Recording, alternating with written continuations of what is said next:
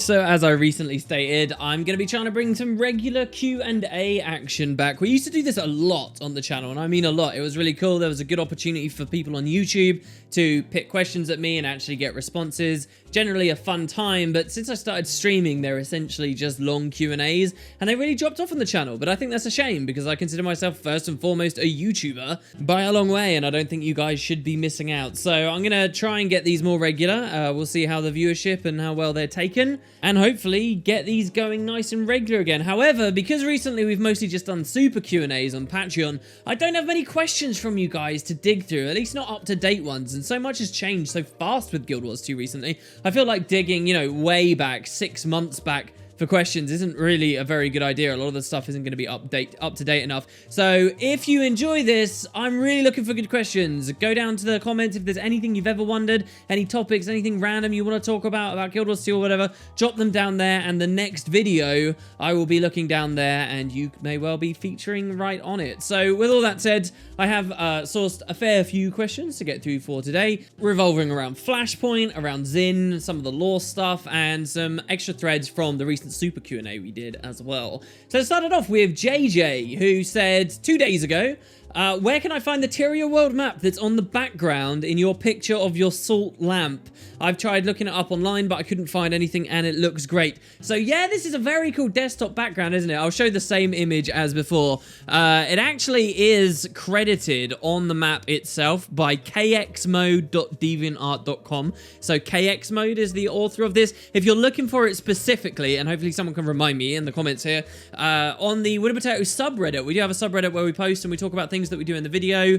We treat it like a Wooden Potatoes forum, essentially. Someone did post this on there recently. This is quite an old image. It's not perfect either. There's a lot of artistic license that's been taken. For example, the bottom left islands, as you can see here, Gwen, yeah. These actually aren't necessarily Fire Island chain looky. That's just what the artist decided to make them into. It's kind of an interesting weird map as well, because the translations we did on this, like Gwen, yeah, as you're looking at here, that's actually seems very placeholder, because that's just a name of the artist at ArenaNet who presumably did it, and another developer name appears as well. Over here on the right, these two interesting looking land masses say Day Kim, and again, that's the name. I think I've got the first name, second name in the right order there. That's the name of another dev as well. So how much this really does represent the greater Terrier, I don't know.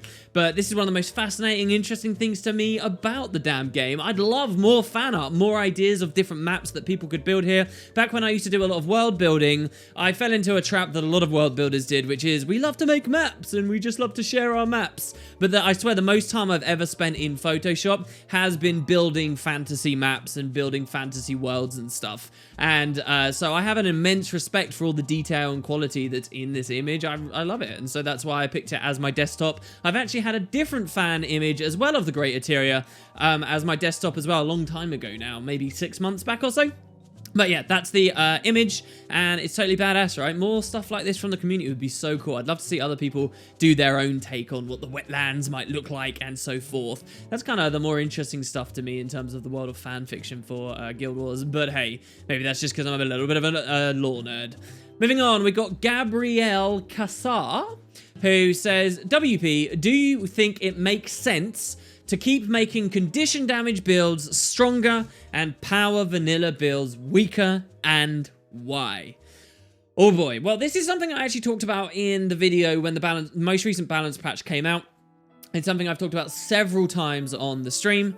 My opinions here are fairly blunt, really. I don't think that this is what the devs are trying to do.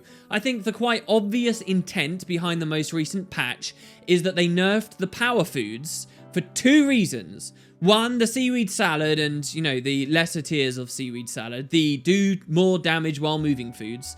This family of foods had 2 problems. One, the gameplay inherent to them wasn't necessarily very fun. And I stand by that. Raiding and things have become so much more fun now that I don't have to continuously wiggle. Some people have argued that it was like a skill cap thing, and I would say, yeah, it did add it a little bit, but it felt really arbitrary and obnoxious. If anything, it seemed a little bit disingenuous to me, like a weird, arbitrary very enforced idea that we're going to make it look like our game has more active combat than it actually does by having this movement food be the best stuff. I've never really been a big fan of the movement food. I've been a fan of doing lots of damage, sure, but not necessarily the gameplay that was inherent to it, and I don't think I was alone in that.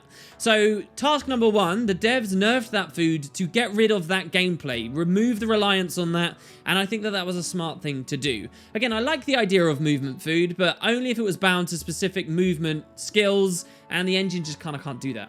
And the second reason they did it is because out of the power foods and the general balance and power level of power foods, the 10% damage while moving, even the 8% damage while moving, even the 6% damage while moving, these were incredibly strong. They were massive outliers. This family was way stronger than where most of the other foods are balanced to be in the game in terms of how many attributes they give you.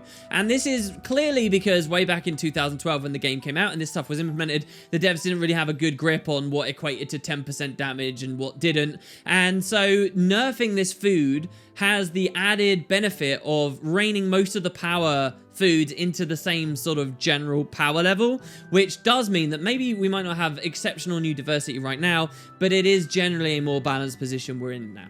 So those two things are incredibly important, and they were good things to do, and this has had the side effect of, because the power foods were nerfed, condition builds, which are already, you know, giving power a run for their money, let's be honest, before this patch, it's had the side effect of Condi now looking stronger, but that is not the main intent. I do not believe that for a second. Some people have thrown out these incredibly conspiratorial ideas that the devs are doing it for some, you know, incredibly manipulative and gross reason, really, that they just want to push people into Viper's gear to squeeze money out of people buying Heart of Thorns. I really don't think they're doing that. I think that they're doing it because it's smart design, and we have to think of this, I think it's a Buddhist idea of impermanence, right? This is not the be-all and end-all. The patches do not end now. There will be another balance patch, and I'm fairly certain, and I'll eat my hat if I'm wrong, I'm fairly certain that in future balance patches, they'll start reining Condi to be more in line in the food department with power foods as well. I think they just didn't have the balls to nerf it all together all at once. You can't argue with one hand that you want smaller incremental changes instead of swings and roundabouts, and then at the same time ask that they nerf tons and tons of stuff at once. I think they were just doing it in batches. I think they were scared of upsetting everyone by nerfing foods all over the place. I think they were scared of conflating their reasoning, and people would start discussing why everything had been nerfed and lose perspective of what they were trying, so they were doing it in two separate patches, and so that's what I'm expecting to see in the future. And I remind you guys as well, for the Condi foods, around when Heart of Thorns came out, they already halved the efficacy of Condi foods. Once upon a time, and it makes me very sad to see people so quickly forgetting this stuff, once upon a time, Koi Cake and the like was 40% Condi duration. 40%! And that got halved at Heart of Thorns. I think maybe they were scared of people being upset that that probably needs to be halved again. And I agree with that. I think it's too easy to hit Condi caps, but maybe we're getting a bit off topic here. But yeah, I do not believe for a second that they're trying to make Condi builds stronger. Then there's another side to this discussion as well, and I'll try to be brief on this. But I would also throw out there, it's not the worst thing in the world if for a couple of months, Condi does sit as king over power. Because at the end of the day, if you give yourself an actual broad scale for a perspective looking at Guild Wars 2, for 99% of this entire game's life, power has always been on top.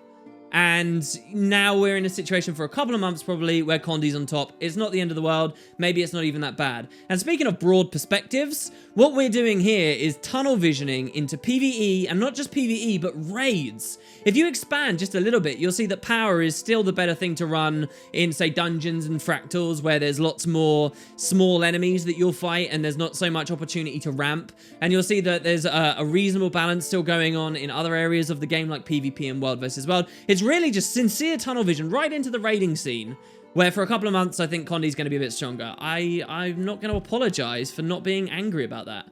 I'm just waiting for the next balance patch, and hopefully if the devs are intelligent, they'll probably bring the Condi food down as well. Anyway, so let's move on. B-Door24 says, it's talking a bit about novels, and this is because of the recent Super Q&A where we were talking about what maybe another Guild Wars novel could be, which was an interesting question. B-Door follows up, and he says, on the subject of novels, are we sure that a spin-off like that has to be a novel per se? There are a lot of different ways they could tell side stories in the Guild Wars universe. With all the incredible artists they have at ArenaNet, I feel they could make an amazing Guild Wars webcomic, or comic book, or even a setting guide like what Blizzard is doing with Warcraft Chronicles. I mean, who among us wouldn't read a Guild Wars comic book if they had the chance? I know I would. I actually think you've brought something up here, Beedor, that I'd never thought of before, and it's wonderful. Yeah, they could totally do it. It doesn't have to be strictly graphic novels or strictly comic book style stuff, but it is quite kind of crazy to me that if you look at Guild Wars 2 and you look at ArenaNet, you look at their greatest strengths, I think that their greatest strengths at the moment are, or at least their main emphases, right, would be their art team and their art direction. You know, world-renowned. People really like that about Guild Wars 2, and I think they're very right to. And also, you know, they put a lot of emphasis, whether you think they're doing well or not, they are putting a lot of emphasis on story. So there's these two big important things about Guild Wars 2, and it's funny that they never quite married, because there is a lot of opportunity through stuff like comic books, through graphic novels, to combine these two things. Think about the short stories that they post on the blog posts. If these had, you know, more convincing art and things with them, I think people would truly love them. You know, one of my most profound experiences enjoying lore and backstory and so forth in video gaming, and particularly before I was even really into it for Guild Wars, was an old JRPG called Lost Odyssey. Not many of you guys may have played this, but it had, I'll throw some footage in the background, why not? Some non-Guild Wars footage for you right now. Look at this, guys. Beautiful presentation of side stories in this game, where you could look at these little dream sequences, essentially, where they tell a story and you'd read it. This stuff wasn't voice acted. It's just a short story about the character you're playing who has amnesia, but they've got all these beautiful sound effects in there and art that plays as you go through the short stories. Really incredible experience. And there's any number of ways that ArenaNet could do something like this. They have the talent there. So yeah, and I'd never quite thought about that, Beedor, so I really, really like that question. I thought it was quite cool. I wonder why they haven't married their strengths. Would you guys be into something like that? Moving on, we got Viator Eagle, amazing name, who says, "Hey WP, since Zinn seems to be dead, is it possible the two survivors of Rata Novus are the founders of the Inquest? We see so many looking at Rata Arcanum, but there has never been a mention of them looking into Rata Novus. Could it be they already know about it and its fate?" And you spelled fate a little bit weird there. So yeah, this is to do with Flashpoint. This is because earlier in the week I did this video about all the recordings we got of Zinn. There seems to be a lot of unrest in the community still as to whether Zinn is dead or not. I really do think Zinn probably is dead. The way that they presented the recordings, the fact that his tomb is actually there in the map, that's something I never mentioned in the original video, and some people were trying to inform me about, but believe me, I was well aware. It appeared in the footage. His tomb is there, that it's written "Here lies Zinn," that they even put his urn there. You know, there is a chance for a bit of conspiracy that maybe he faked it all, or he went into this beam that supposedly changes people, which we'll talk about in the next question, by the way, but I'm not sure I'm buying it. However, what Eagle here puts forward, that maybe it's these other characters, maybe that could be a thing, and that would explain the Inquest interest.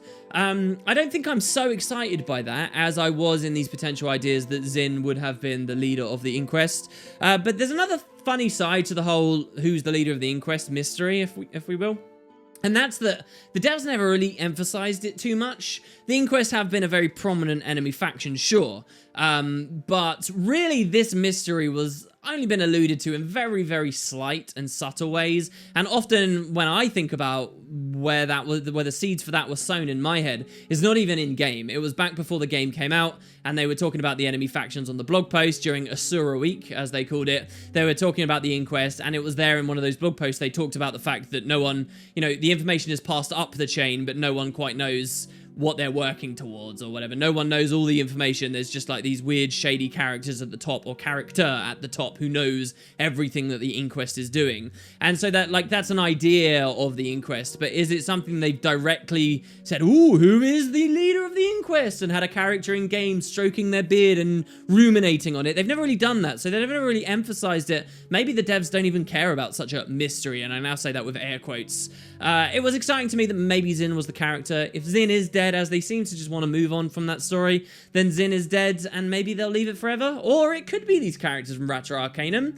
There's space for it, sure. I hate to bully people out of their own speculations and theories. If there is a chance for it, I say go you. It's awesome you're thinking about lore, and I'd rather not be so strict as to make people feel self-aware about coming up with their own theories. I think that that's a real downer on the community for as long as that exists. All right, moving on. So staying with Flashpoint, TechStrike has a question as well, prompted by that same Zinn video. It says, random thought on that comment about the beam and living creatures. So this beam was in the patch. In one of the recordings, Zinn says, he gives very odd specific detail about the beam that he's going to use to terraform the cavern. And he talks about if living creatures touch it, they react in odd ways. So TechStriker makes a really interesting connection here. It says, given what we now know about souls, magic, and corruption, what about affliction? If being so close to a super malevolent spirit causes that physical corruption, perhaps direct contact with the terraforming beam causes similar physical mutation, maybe even skewed to the biome attempting to be terraformed. So I hadn't thought of this at all. I have no doubt that people listening to me right now might feel a bit out of the loop. So what TechStriker is talking about is Cantha, guys. The Cantha story factions, where essentially this big plague breaks out. People start getting sick. They start turning violent to one another, essentially zombieism. And ultimately they succumb to this affliction and they grow grotesque pustules and they don't look recognizable anymore. And they're enraged, angry bastards that are trying to kill everything. And this affliction swept through Cantha, swept through these cities, swept through it like a plague, as a plague, really. And it was our job, you know, that was the primary threat, really, for a long time of the Canthan story. Later, it became about an attempt on the Emperor's life, and it became about, you know, a guy who was breeding his own army of Shirokan as well, which was more soul manipulation and interesting things there. But this idea of the plague, what was the plague? What genuinely caused the affliction? Well, we're told in Guild Wars 1 that it was because Shiro had become a rogue envoy, and it was kind of his, as he moved, wherever he went through, the affliction kind of followed him. It was like a side effect of him breaking the rules of being an envoy or not doing his job, but they were never very specific about it. You know, I haven't really thought about all that stuff for a long time. I guess it's because I don't have any confidence that the devs are really thinking about Cantha anymore and really have any mind for it. But yeah, when we start looking at all the different things that came from there as well, and I mean beyond just Kunavang and just beyond the explosion that happened at the Harvest Temple with apparently Dwayne magic, when we start looking at these really nitty-gritty things, it's curious to me how many places the devs can tie disparate stories together. And I kind of got a question for you guys in response to that. Do you like that? Do you like the idea of them taking every single different aspect of these stories and unifying them under like one roof and one thing? Or is it okay if maybe Cantha had this thing with the envoys and the affliction and stuff, and it's really not related to a lot of what we've got going on Tyria at the moment? What do you guys prefer? Because on the one hand, it's nice to have everything all unified, but on the other hand, it kind of shrinks the scope of the world, and it kind of makes it lose a little bit of its magic to me. In some respects, I like Tyria because it's diverse and because there are lots of different stories going on, and if you make them all the same story, it kind of loses that to an extent, you know? And so the next question is from Neko Nubcakes. Very simple question, very quick question with a quick answer. Simply says, WP, have you tried Guild Wars 2 Taco? So you guys know me, sometimes on the channel I'll talk about a community add-on or release or something. There's been tons that I should have gotten to and haven't managed to get to. Taco is actually one of them. I think Taco is interesting. I've used it very brief periods and very brief windows, but I have noticed they've got some really awesome stuff going on, like with the Super Adventure Box routing guides and the way that they can do things on that overlay at the moment. Taco looks incredibly sophisticated, and it's one of the things I would love to really dive into and show you guys. I just haven't played with it enough myself right now, but I am excited about Taco. I'm excited about the things that it can be doing too, and I believe I had a bit of a chat with the maker of Taco once upon a time many months ago, with also some very interesting ideas there too. So maybe keep an eye out for it when I get to more community made things. I've definitely got my eye on them. And so the last question for today's Q&A is from Grubby Seismech 1, who says, are you really a potato? Because if so, do you think it's possible for potatoes to follow Guild Wars 2 end-user license agreement, which is definitely written for humans? I mean, we can't deny you being human, but at the same time, we can't prove it either. How do you prove a negative? What is ArenaNet's agenda in allowing potatoes playing Guild Wars 2? Is it the beginning of a huge invasion? Oh, the invasion has already begun. About every other person you speak to in-game is a potato. Newsflash. And of those every other, the other person, they're a bot. No one's on the internet except bots, guys, including me.